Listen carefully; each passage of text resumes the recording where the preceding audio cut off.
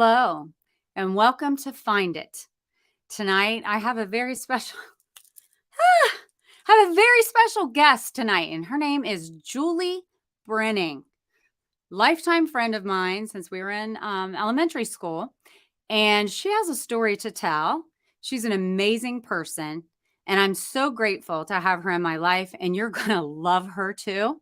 So with that, let's show her intro, and she will be right back with us.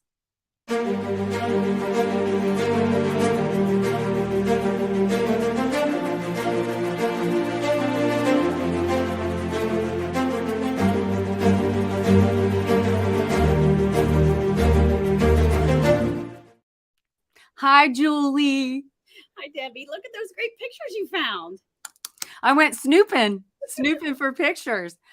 Oh my gosh, Juli, I am so grateful that you're still here, wanted to be on the show tonight. We had you scheduled months out for tonight, and we didn't know at the time when you scheduled, but you found out you had breast cancer, and you had a double mastectomy last week on Wednesday. So you're 1 week post-op, and you're such a badass. You're still here, and you're going to do the show. And I just admire you so much. You have no idea. Your spunk has always just is admirable. And I am beyond words of how to even describe you. But before we get into everything about the live a great, I'll get it right, live a great story, I want to talk about you, Juli, as the person. So we met in elementary school. Sandy Gelfer, she just said, Juli rocks. Amy, we love you too. These are people piping in. And Juli, if you see someone make a comment and you want to say hello or whatever, go for it. We met in elementary school, but I want to say this. The first time, and maybe it isn't the first time I met you, but the first time you really got on my radar was in elementary school. And I see this little girl, and her hair is like everywhere, sticking up everywhere, like knotted up on the side. And you had duck boots on. And I remember it's like, hi, I'm Juli. And I'm like, oh my God, I am obsessed with her. Like, she is so cute. And that could possibly be the first time I realized that it's not what you wear or how your hair looks that counts. It's what's on the inside, because you are like this bubbly, beautiful person. And that I just always remember that. And that probably wasn't the first time that I actually knew who you were, but that was what made an impact to me with me. But a lot has happened since then. We've lived 40 more years. And I want you to tell us a little bit about who Juli is. Oh, well, oh my gosh. Well, thanks. I wish I could say my hair is a lot better than it was. I was just saying that to my friend. My friend Cindy came and helped me get ready because I can't lift my arms. So I'm like, alligator arms. And she helped me do my hair. And I was totally bitching about my hair. And she's like, be careful. We don't know if you have to do chemo or not. I'm like, oh yeah, good point. Like, I got to be careful. I don't want to piss Candace off. And wait, who's Candace? All right. Well, Candace is who I've named my cancer. She's Candace. Yeah. She's a pain in the ass. Yes. But she's here to stay for a little bit. So we're trying to make nice with her. I don't know. That's a loaded question, Debbie. When you asked me to write my bio and give you that information, I thought a lot about that because I'm kind of reinventing myself. When I was in Tennessee, I really thought of myself as a teacher, first and foremost, just because that's what I did during the day. And I loved being a teacher. But honestly, I'm more of just a mom and a friend and a daughter and a sister. And that kind of takes up all of me, honestly. Right. And Juli, that's a beautiful, when you describe yourself and who Juli is in that way, that's exactly who I think you are. And that's a lot.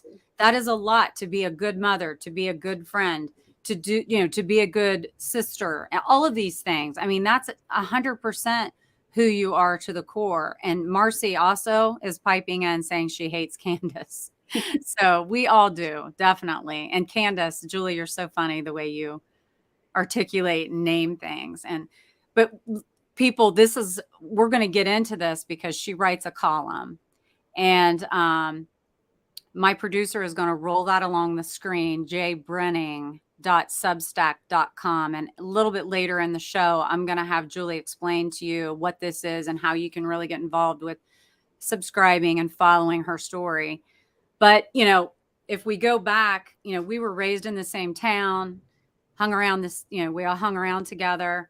We're living a great story. There's a lot, but you left school after we graduated together. Tell them where you went to school and what you went to school for. I went to Indiana University and I studied music for the first few years. And I loved it, but I really did not see myself going to Broadway. Well, first of all, I really can't dance. It's like epically bad. And that I was like, okay, it doesn't really matter how well I can sing. And so I double majored in literature and really just thought I would eventually be a writer someday. That was my goal. I moved to New York City and worked for a magazine. Loved it. Thought it was fabulous. I still feel like that was like this most like turning point in my life. And all told, it might have been 2.5 years, but it felt like a really powerful time. Why do you think it was a powerful time for you, Julie? I think because it was everything I wanted. Mm-hmm. And then all of a sudden, and I don't know why, all of a sudden I left. My lease was up. My job was kind of up in the air a little bit. And so my reaction was to go home. And I came back to Chillicothe and was there. And then I ran into Ryan and literally then ran into him. And then we've been married 27 years. And that is a story in itself, because you guys that may not be aware, the guy that she ran into after moving back home from living the life in NYC is and was her high school sweetheart. So that was always like, none of us thought you would ever end up together. And I then, know. It was and crazy. you didn't either. We ended up in the same place, let alone. Right. Yep. I think we had more of a love-hate relationship in high school, but we managed to make it all these years. Yeah. So then, and I don't know what, I have tried really hard through my life to listen to that little voice inside my head. Mm-hmm. And when it's time to make a change, make a change. I mean, I say now, I don't know why I went back to Chillicothe, but I guess I went back because I was supposed to run into Ryan. Like, I don't know, but had I not, I don't know if our paths would have ever crossed again. Wow. Because he just was there student teaching and and then he was about to leave. So it's like we came back, ran into each other. And then we were in Chillicothe 7 years when we were first married. And then he got a new job with a pharmaceutical company. And then that's when we started moving. So we were in Indianapolis a year and a half, then Alabama for 2.5. And then the last 16 years we lived in Tennessee. Wow. So yeah. Really, Terry McCluskey just wrote in, it was fate. It was fate. Yeah. It totally was. Yeah. So, and I love when you talk about listening to that little inner voice. And I believe you that you did. And it's not been for me that I've listened to that little inner voice as much as I have in the last probably decade. So I get what you're talking about is that inner voice and following that, because I think ultimately that voice is there for a reason. We have to listen to it. Well, it's hard because you have to then justify it to people, and they want to know why you make the decisions you do. And sometimes there's no justification. I mean, there was no reason for me to leave New York City. I loved it. I loved everything about it. I loved but I did. And I think that there was a reason for that. In fact, I mean, I'm always saying that to my kids. You have to trust that piece of yourself. And that is really hard. It's not, I mean, there've been times I haven't, but like I did with this, Okay, I had the weirdest, I mean, I don't know if you wanna jump into this now, Oh, but do it. Go. I I had the weirdest, symptom. My armpits hurt. Like, for no, they were killing me. And I was like, "Something is really wrong." And I even said to a couple people, I'm like, "I really think I have breast cancer." And they're like, "You don't have breast cancer." And the kind I have is like, I would have never felt it as a mass, just because of the way it develops and changes. It wouldn't have become a lump, so I wouldn't have ever known. And most people really don't know until it's stage 3 or way late 3 or 4, because the symptoms are so dire by the time they actually start noticing symptoms. It's so dire. And I wasn't in that situation. Like, I totally listened to my body. And I mean, I went in, and even the nurse practitioner, she totally dismissed me. She was like, "Yeah, yeah, whatever. Get a mammogram. You know, you're due. Get your mammogram sometime in the next 6 months." Luckily, I don't know, I just had a lot of, like, I mean, lot of angels watching after me, because I called, and Ohio Health got me in that afternoon to a mammogram, and then it started really, really fast. But it was like a weird symptom, and I hadn't been feeling great. And I In know what way? What wasn't feeling I right? just was really tired, and really just out of sort, kind of since we came back from LA. Yeah. I just did not feel good. And I was sleeping a lot. Okay. Um, and everybody says, well, cancer doesn't really make you sick. I'm gonna kind of call BS on that. My mom, when her first cancer, now, so she's a cancer collector. She's had 3, and her first one, she was really pretty sick, and she would go to doctors, and it was just this general malaise. She just didn't feel Mhm. it. So, Mhm. I mean, So, but the thing of it is, like, when let's talk about this. You do have angels, of course, and I think sometimes maybe that little voice is your angels too. I mean, you just never know. I mean, the way you're an advocate for your health too. Let's just throw this out there for our listeners. If you feel off, you have to be an advocate for your health. And if they dismiss you and you don't feel right, and your intuition or that little inner voice is telling you something's not right, take it to the next step and figure it out, because I look think look so what too. happened with you. Yeah, I really do. And I feel super lucky, because I caught it really early. I mean, And it's Julie, still, your armpits hurt. Is yes. that what it was? It hurt or burn or what? I don't know why I want to know, They but they itched at first. I was like, "Oh my god, these things are driving me crazy." And then they just started to really, like, hurt. huh. I mean, I honestly, I've had doctors who were like, "Yeah, that's not a thing." And I'm like, "Okay, okay, well, Oh, it was." look, Jenny Williams Herf. I've looked up to you two ladies since junior high school. That's sweet, Jenny. Thank you. So glad you all are doing this. My mom is a 3-time breast cancer survivor. Thanks for sharing, Jenny. Wow. Um, Julie, in your situation, because you've had both removed, I don't understand. Is it something that, I mean, you're good now, or Well, yeah, so I got my final pathology back today, and it was good, really good. The tumor had grown really in the last month. So that just, all that did was solidify my decision, and made me feel good about the mhm, decision I had made. But the pathology itself didn't change, so it's still a low grade, so I'm good there. Just have one more test to come back, okay. and that will be, it's called an oncotype, and they'll just have to see the likelihood of it going somewhere else. Can't come to my boobs anymore because they're gone. Got it. And you're going to take the initiative to go and have reconstructive surgery. I already did the first step. So the first step I did at the mastectomy, Okay. and then then it just is now it's just a process. Okay. And Jill says, Julie, did you have genetic testing done? I think that's the test you're waiting for. No, I got that back. Actually, I got that back the day I was heading into surgery, and Okay. I'm negative for BRCA, Oh, that's um, good. which is great. I'm thrilled, and I don't think would have changed my decision. But that's what I was trying to weigh, because that's the sort of the decision you get. You can get it Yeah. out one side and then do 5 to 8 weeks of radiation, or take both out and reconstruct. The reality is I would have probably had to reconstruct either way. And so, You just went for it now. I had to go peace of mind as well for me. Right. This is Marcy Carmichael, and she said, I've tuned in to your story because I have two close friends with breast cancer, one of whom just had her double mastectomy. We are meeting for coffee next month. Thanks for sharing, Marcy. And, Julie, I know, Julie, you're going to be such an inspiration and a wealth of knowledge and information for other women.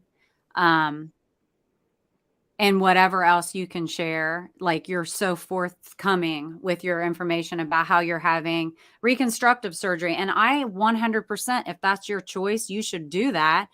I would do it. I feel like, yeah, cancer and get it gone and health is number one, but you also want to feel like yourself too when you look down. You know what I mean? Yeah, I think it's, I don't know. For me, the hard part has been just this is like a really not comfortable. I'm comfortable talking about health. Talking about my body, it's not as comfortable. So Understood. that's been one of those things that I've had to like overcome. And I think when writing about it allows me that kind of hands off a little bit, and I can. Okay. And that's why you guys need to subscribe to her Substack column, because she is real deal, real and raw, gives it to you straight, which I love because people bullshit you enough. So let's get it straight from someone who's experiencing it and along the way. Julie, can you explain what Substack is and what you do? Yeah. So Substack, I actually have been circling around Substack for a long time. I wrote a couple children's books that I loved and I thought were great. There it is, Maggie and Milo. That's based on This McKinsey. was the first one. That was the first one. Yeah. And I really put aside writing in a lot of ways while I was teaching. It just was too much. But I will say the years that I had to try to teach middle schoolers to write, I became a much better writer myself just through the process of teaching it. But Substack is a fairly new platform, I think is the best way to describe it. It was started, and I am such a tiny, tiny fish in this sea. There are authors that I'm really, really famous journalists and authors from all over the world who brought their following, their personal following, or their own kind of their own agenda. Yeah. Because they wanted to leave mainstream media where they were being told what to write or told what their advertisers wanted them to write. And so they felt like they weren't genuinely articulating their voice. Yeah, they couldn't express the way they wanted to. And so a group of authors started this organization called Substack. And it's amazing because it allows authors to write exactly as they want to call the shots on their own writing, and to write directly to their own subscriber base. The way I kind of am beginning to understand it, it's a little bit how Twitter started way back when, before Twitter was so controlled. That was really a writer's platform, and now, but that was controlled by the algorithm, and now there are no algorithms. If you subscribe to me, you get what I write. Cool. And then there's levels. So there's free, and then there's paid levels as well. So explain to us, hi Kennedy, explain to us the levels and why you would want to do a different level other than the levels. Explain those to us. Well, for me right now, my levels are all the same. You could subscribe to me and it's free and everybody gets what everybody gets. I send everything to everyone. And I'm doing that for a couple reasons. One, I want to build kind of my readership base. Yeah. But also, I am really committed to keeping what I write to be short, so that it's easily digestible, and that when people are sitting in the car line or over coffee, that they want to open it because it's not going to take any more than 2 minutes of their time, which I think is important and valuable. But I also think good writing doesn't have to come with lots and lots of words.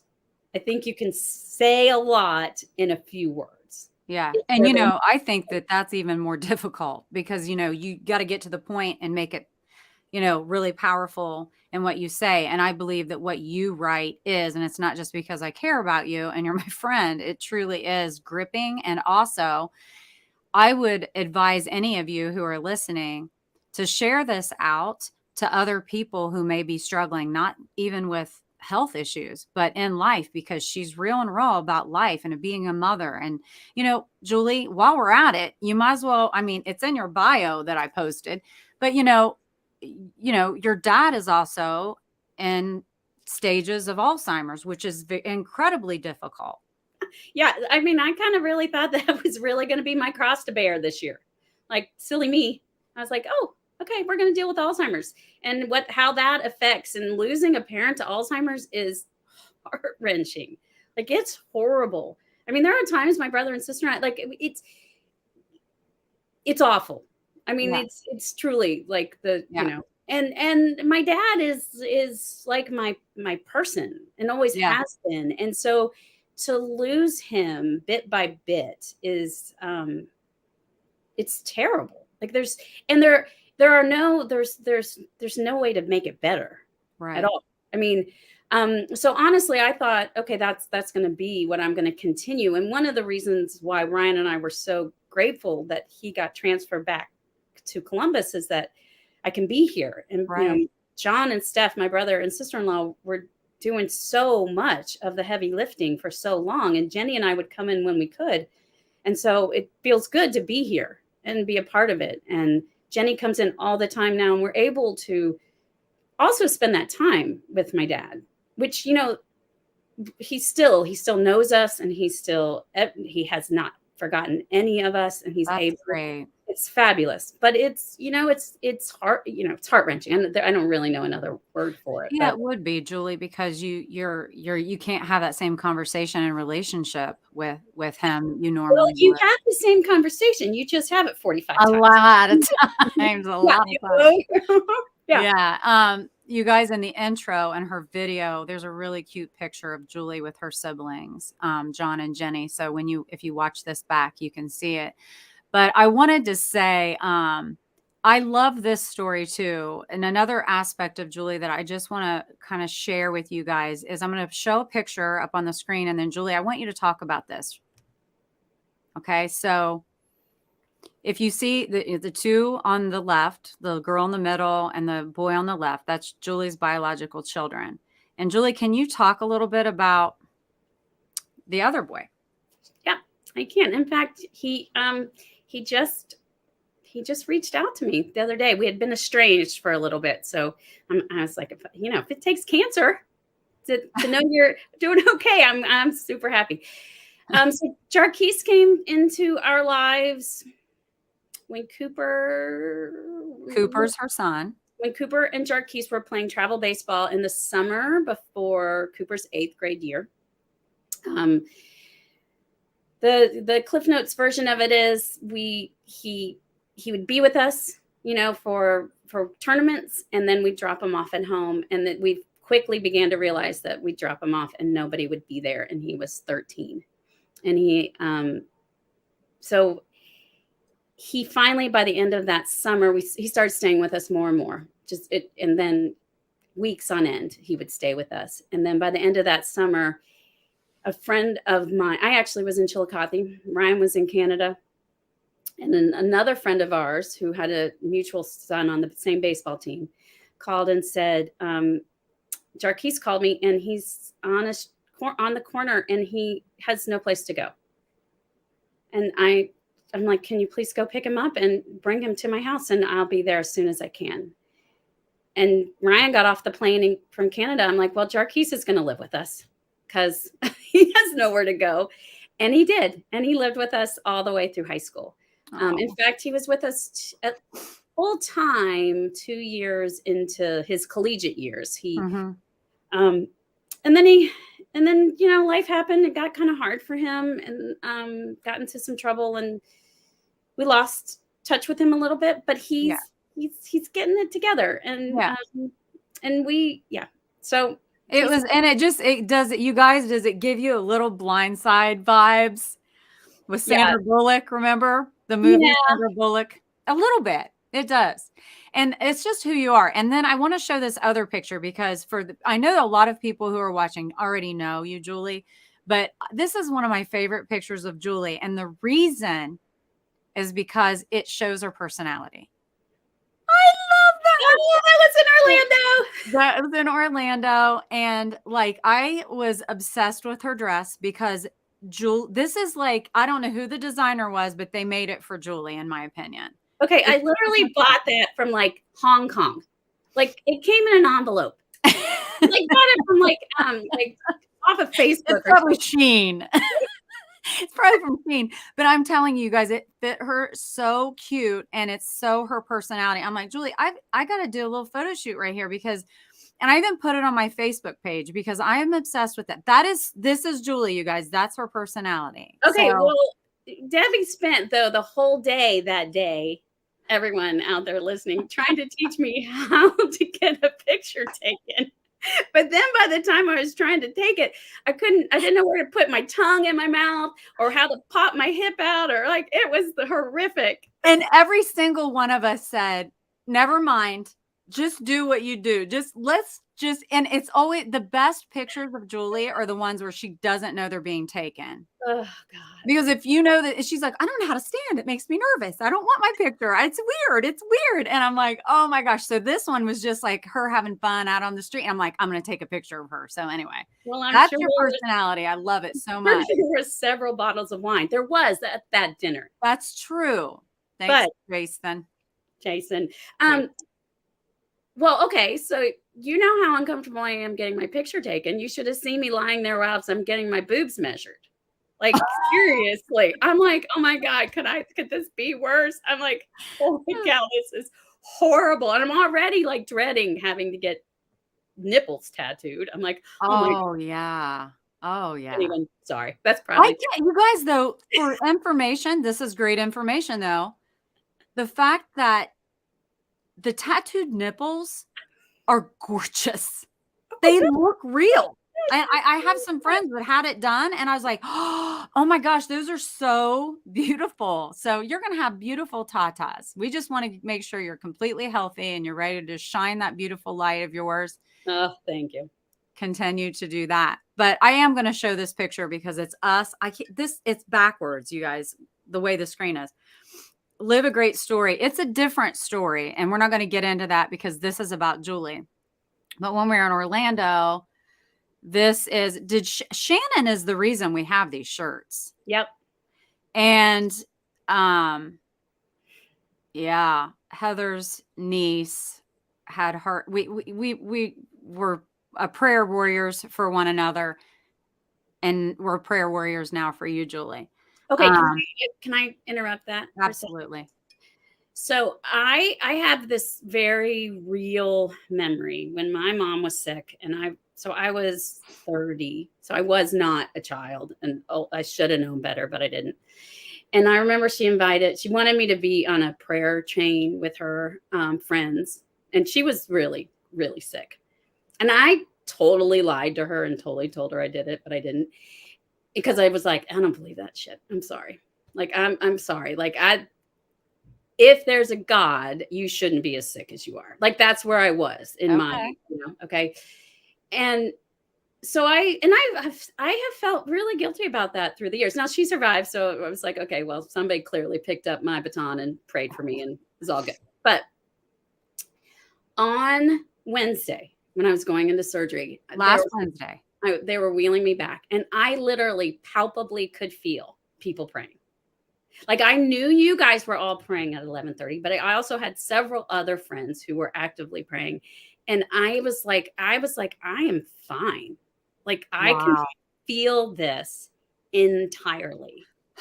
And that was like a very, very powerful and surreal moment. And Julie, now I still woke up and I was like, oh, I made it. I'm alive. But before they put the, anesthesia on, I was like, Right. You felt that warmth you felt something. I knew it. Like we were all wrapping our arms around you in prayer and you felt your angels and God and all the things. Wow, Julie, You know what? That is so real also and vulnerable for you to announce that you felt that way when you were 30 about praying for your mom, and now how far you've come and going through what you're going through now and how you feel differently.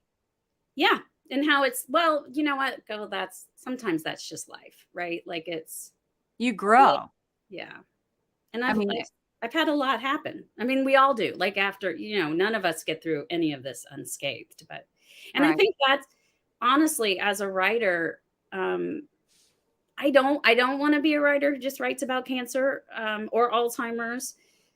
I want to write people's stories and my stories and connect with people. Like I really believe in the power of human stories, like regular humans, like you and me.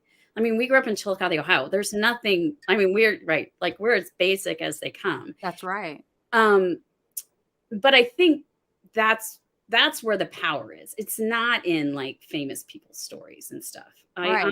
I feel like the connection in humanity is, can we connect through our personal stories of whatever we go through? And sometimes it's just a really funny story that happened, Mhm. at the grocery store. It doesn't have to be. It doesn't It all doesn't have to be heavy. no. It can be light, it can be, and it's amazing to me too, like, there is power in stories, and you're a singer. You know how singing can be powerful, like a certain song, how it'll hit us differently or really strong, and you can feel it and all of these things, like, um, I've read your articles where it's like, oh, it gets you, it's like, and it makes you think. And sometimes it gives us a new perspective that we wouldn't have thought of before until we read that story. So, I agree with you about that wholeheartedly. And I wanted to talk about well, I already talked about a little bit about your children's book. But I want to talk about your Substack, but you also have a website you're rebuilding while you're down and out. Hmm. But then what are your future goals? What do you have pictured? Are you just going to Substack up and continue to get more followers with that? What are your plans? I don't know.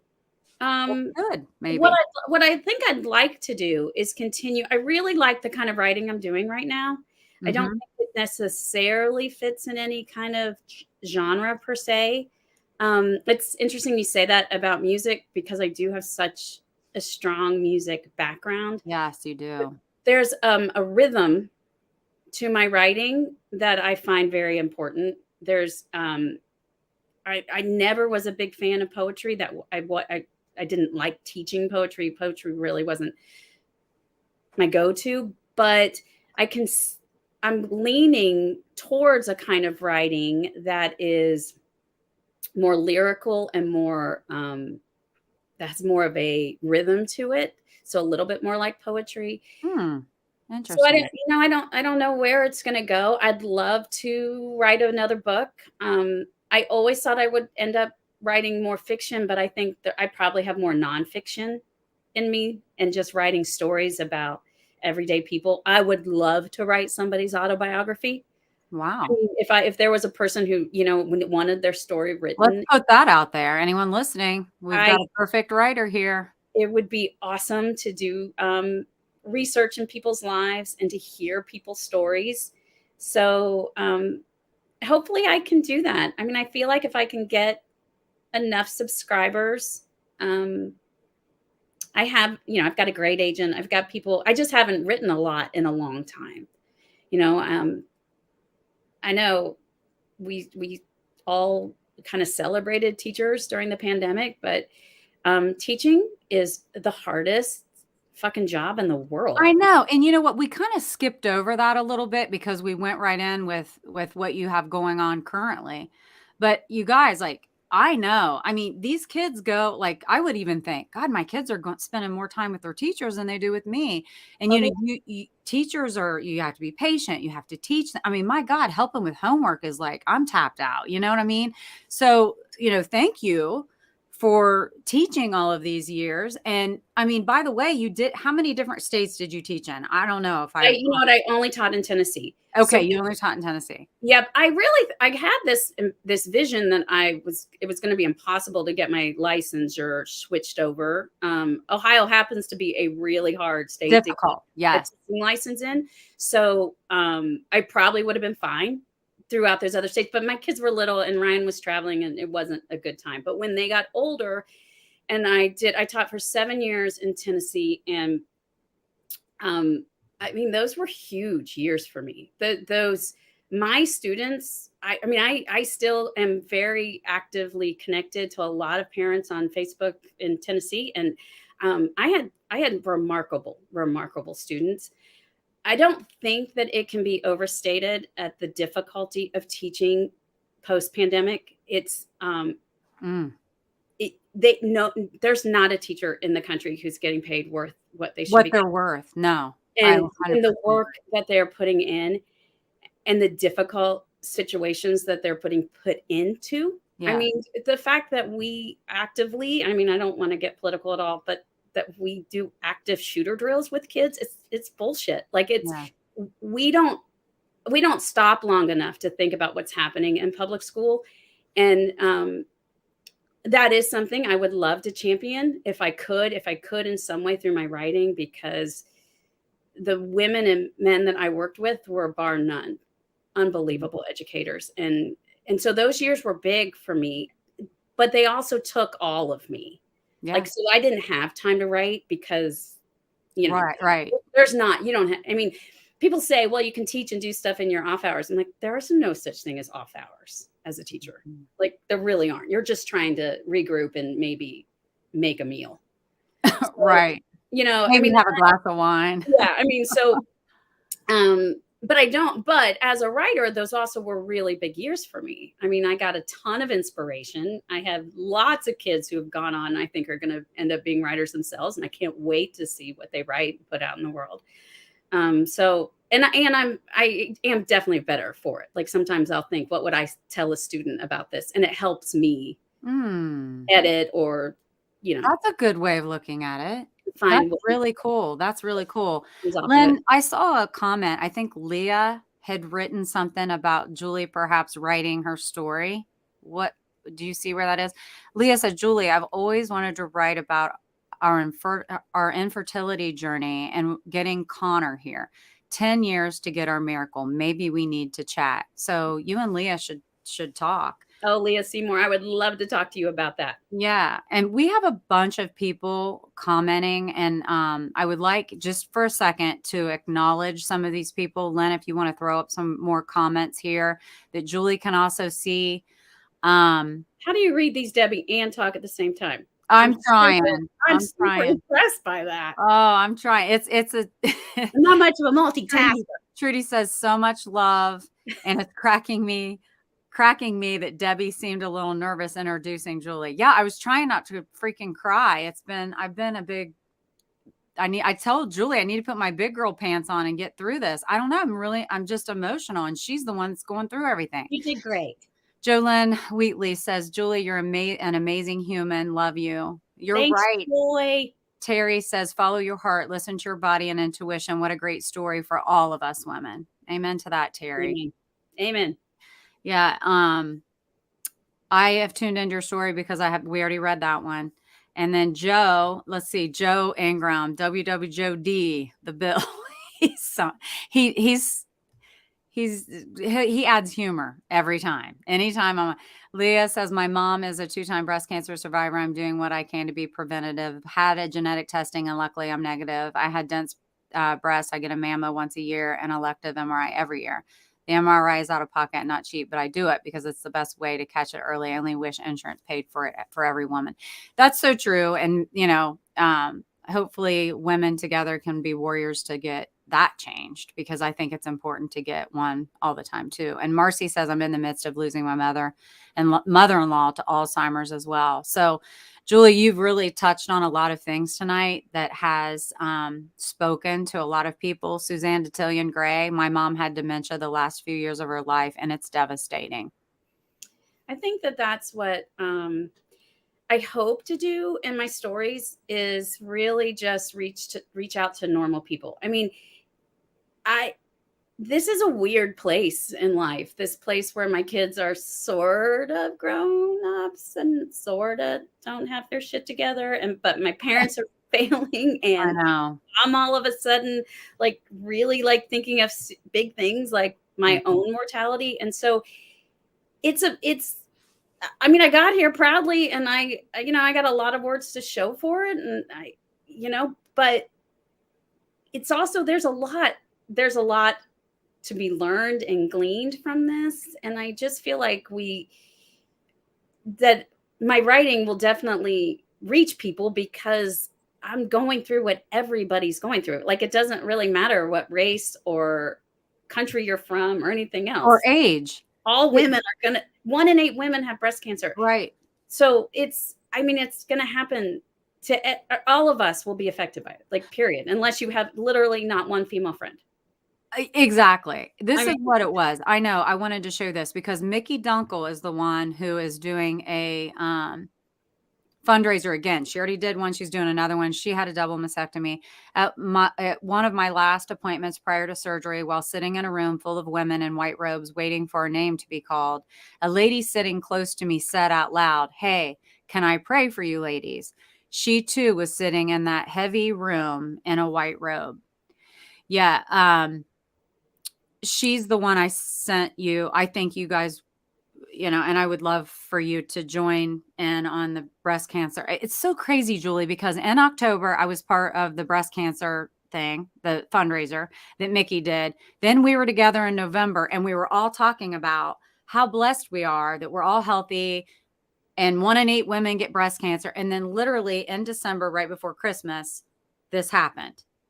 And yeah. I just and like you're saying, you can't wrap your brain around it because everything's happened so quickly. You had to make decisions so quickly. What advice would you give for women and men who are watching that have wives and daughters and sisters, um, of the thought process or advice you would give when things come down on you really quickly? What do you do, in your opinion?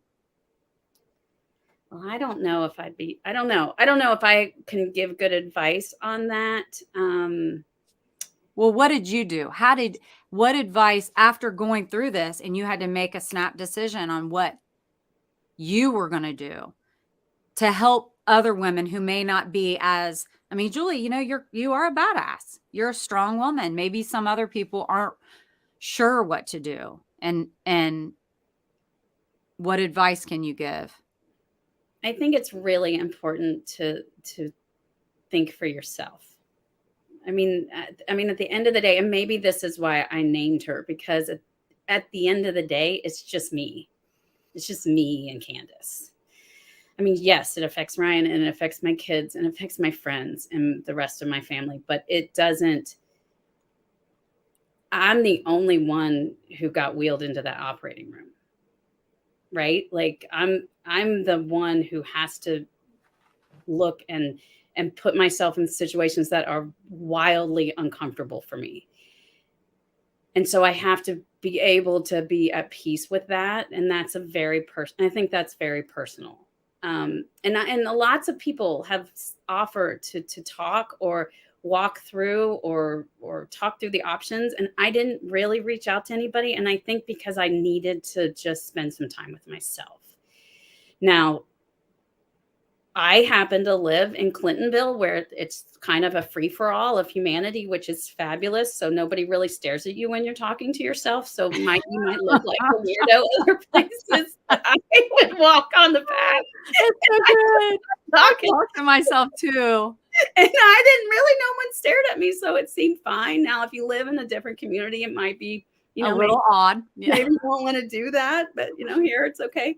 Um, and maybe that's why I felt like I needed to name her and talk and have conversations, because it's like I feel that way. Like the things that I've written that are like conversations, it really is. I feel like those are conversations I'm having, I guess, with myself, but with whatever this other part of me that has decided to To come on over and try to move in. um, Well, I this is a beautiful moment of what you just said, because you're telling and what you're saying is ultimately the decision on how you proceed with your body is your decision. And that doesn't mean you don't listen to the doctors, listen to your best friends, listen to your mom, get all of the information. But ultimately, at the end of the day, it's your body and what is your inner voice telling you should do. And that's what you should go with, because that's what you did, Julie. Well, and I kept thinking, Mackenzie has had lots of health issues. And so Mackenzie is Julie's daughter. there have been times when we've sat in doctor's offices and we've listened, and then we leave, and she's like, well, what do I do? And sure, when she was 15, 16 years old, I felt like I could tell her, but she's not 15 and 16 anymore. She's 22 and she has to. So I kept thinking, how would I want her? I mean, I can't set an example for her to take care of herself if I'm not doing that. And it's too easy for women. The whole process, Nikki, that comment that you made about women sitting around in white robes, like, it is so surreal and weird to be sitting. It's like you're in this holding cell and everybody's in a white robe, and there's old women and young women and every color woman and women with their heads covered. And I mean, everybody is sitting there and we're all doing the same thing and nobody's talking. That was so sweet that someone prayed with you. It's bizarre. Like, you just feel like you're in some science fiction movie. And like at some point, like they're going to put probes in you and you're going to be Jason Bourne or something when you come out of it. Like, you feel like something weird's going to happen. And of course it doesn't. Sure. But it's a very, I think, a really important and powerful thing for women to recognize that this is something that women must do together and must be there for one another for, and to listen to each other. Like, ironically, I have no men on my team or in this process, except for Doogie Howser, who's rebuilding my boobs. But other than that, everybody else is a woman. And all the way down to the people at the reception desk. Like, they are unbelievably kind. And and it's a really powerful, I mean, it's a group of women I didn't really want to be a part of, but they're really powerful and kind. And I think there's power in that too. That is amazing, Julie. Yeah, for sure. Since the show, and I didn't want to keep you this late, but I have kept you late because it's just, you're so good. And the information that you're giving, and people are like loving what you're saying because it's helping people. But the show's called Find It, and so I always ask every guest, and you may have a whole different answer of what you found that can help inspire us to find it too, than what you would have a couple of months ago. But in life in general, what can you say to us that you have found that has really meant something to you that can inspire us to find it too? I think I had to find my voice. So I used to have my voice when I sang. And then I lost my voice for a long time, figuratively. And then I found it again in writing. But for me, I can communicate and I can speak through writing. But whatever it is, whether it's in the way you communicate or, like, we talk about love language, and I have been the recipient of a lot of people's love language through this process, which I'm humbled by and overwhelmed by, people who make food as their love language, or who buy pajamas or flowers or whatever it is. But find your own voice. And if that's one, I guess when I think back, that's what I tried to teach my students. Just find your voice. Like, your voice is important. It matters. It's yours and yours alone. And your story is yours and yours alone. But it matters. Everybody's matters. It doesn't matter. It's not about what color skin we have, or our religion, or our sexuality, or anything. It's just who we are. But it's easy. It's really easy to minimize your voice. And women do it all the time. Mm-hmm. And I think That's empowering, Julie. It really is, finding your voice. And anyone that's watching that knows you, and even those that don't know you but see how articulate you are and how well spoken you are, may find it really difficult to believe that you had to find your voice. So I guess why I'm saying that is everybody can be stifled, and sometimes you have to regain that voice, find it again, find it. But right, because like I mean, nobody would think that of you either. yeah, right. And you and we've all had these conversations where, Yeah. it's been a long time coming that, you may, here's the thing, Julie, you go along in life and you may talk a lot, but that doesn't mean you have found your voice. No. And so if you meet someone and they're social and they talk a lot, that doesn't necessarily mean they found their voice. Finding it is finding who you are from the core and being okay with voicing it. Yeah. And, I'm there. I'm still working on it, but I'm there. But it's been a journey for me. And wow, I mean, Julie, I can honestly say I didn't know that you are just now finding your voice the same way. So that's something I didn't know. But I can definitely tell you say a lot in the articles. So you guys, you got to subscribe. Lynn, pop that up there again so everybody can see. It's very easy. And when you click on that, it'll pop up and it'll show a subscribe button. And feel free to subscribe for free.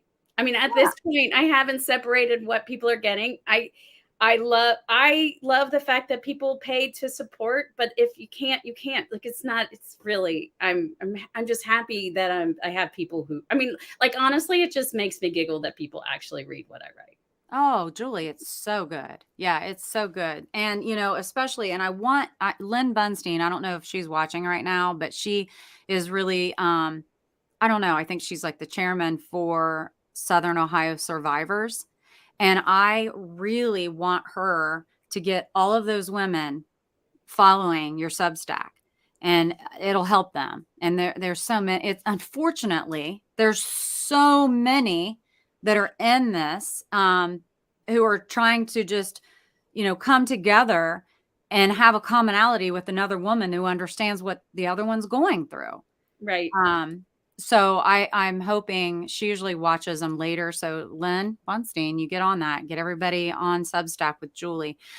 So, I know there's probably things I have forgotten to ask you, but to be honest, I'm just glad I got through it because I've been really emotional about you, Julie. You did I kind of really. love you a little bit. So in closing, is there anything you want anyone else to know or anything that I haven't asked you that you'd like to say? No. No. I'm proud of myself. I haven't been up this late in a week. I bet. You're just now. I mean, literally, you guys, last week at this time, she was just done with getting. Which is crazy that they sent me home, which was great. I mean, I was really happy I was home, but like I was telling Debbie before we started, my cat got his claws taken out. Okay, don't everybody hate me because I know you're not supposed to take cat's claws out anymore, but we took his claws out and he spent the night at the vet. So Julie had a double mastectomy. The cat got the claws removed. They kept the cat and sent Julie home. That is just like, I can't even wrap I'm like, there's no way they sent Julie home. And we're getting the messages and you're like sending a picture like of your feet in bed. And I'm like, Ryan's like, take that phone away. Who are you typing? I'm like, it's just a picture. I was a little jammed up. I probably should not have been typing to anybody. Oh my gosh, they knew you could take it. Oh my gosh. Okay, Debbie, I said to the post-op nurse, her name is Amy, and I guess I said, I'm collecting Amy's. I'm going to introduce you to my friend Amy.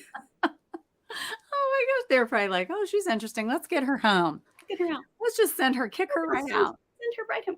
Oh, well, Julie, I love you. You're amazing. I didn't want to keep you this late, but I'm glad you stayed. And I'm glad you guys to think that she's booked and then this happened and she still said, no, I can do it. That's my girl. Love you. I love you more. And I want to let everybody know that this just happened today. I'm going to have a special show on Monday. His name's Craig Duswalt, and he was a personal assistant to Axl Rose, and he's on Monday, so it's not a normal time. And then we'll have our normal show on Wednesday, and Julie. Okay, way to show me up. You got Axl Rose's personal assistant. No. And so he'll be on Monday. So that's a show you guys aren't normally I'm not on Monday. But Wednesday, Julie, next Wednesday, Mary Tabor. Oh, good. You know now. You've connected with her, right? Mm-hmm. Yep. So she'll sent me a message today after my Substack. Nice. So you'll have to watch her next week. Mary, if you watched later. Mary Tabor. So she'll be on my regular scheduled time, Wednesday at 8 p.m.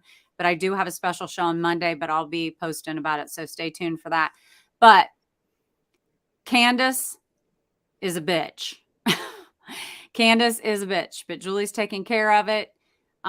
Reach out to Julie through Substack. Read her articles. They're empowering. Share this show out so people can hear her story. And that's about it. We're going to wrap it up. See you next week. Thank you, Debbie. Thank you, Julie. That floats around me.